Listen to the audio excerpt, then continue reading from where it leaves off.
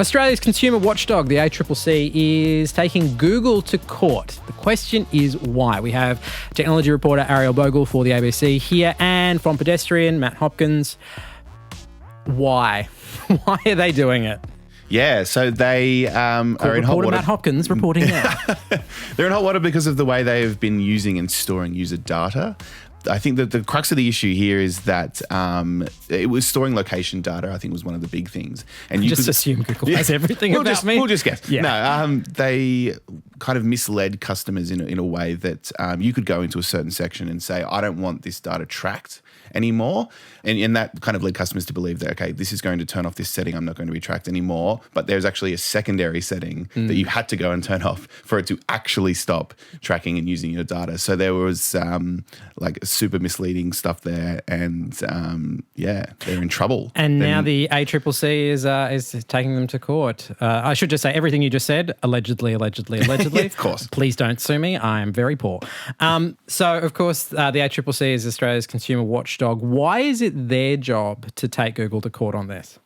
This is an interesting question, actually, because a lot of people pointed out after this case was publicised this week that there was someone missing here, and that's the Privacy Commissioner, the OAIC, and Australian privacy law. So the ACCC is the sort of policeman of Australian consumer law, and under Australian consumer law, if you mislead consumers, make misleading statements, they can bring a case against you, and that's what's happening here.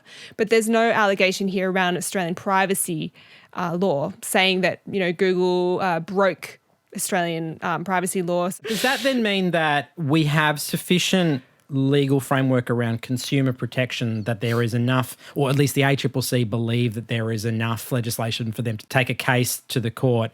Is the conclusion I should be drawing from that we don't have as detailed enough privacy law for this to be taken to a court? That it was decided that this was the better venue in which to sort of prosecute this idea?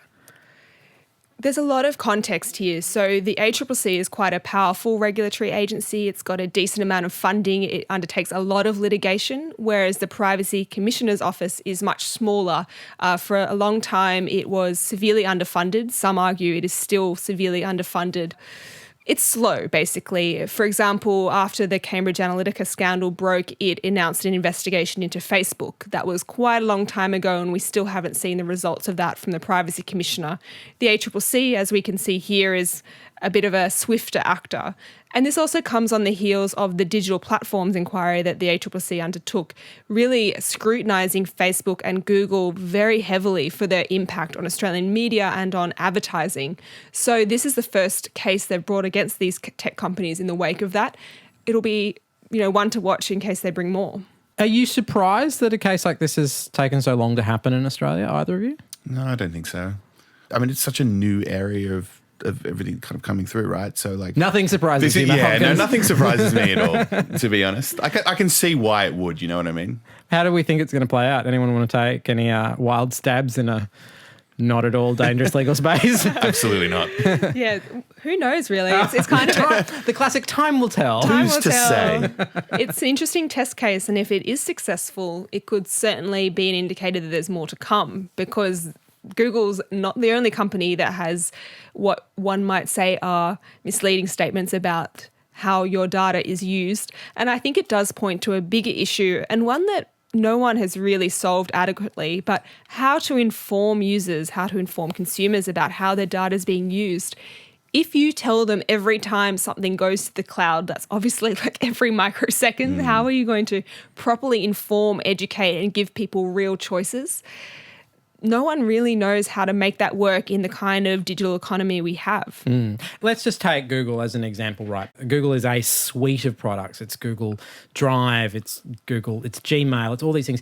In order to allow those things to interact as seamlessly as we tend to want, for it to sort of predict where I want to go, to, automatically copy and paste my location to Google Maps, the baseline level of like legal permissions I've had to give are extraordinary for that. And it's also one of those reasons, like, if somebody ever does one of those things where like they read out the terms and conditions, that one random person that does that, it's shocking to read. It's like, I give you permission to essentially to create content on my behalf.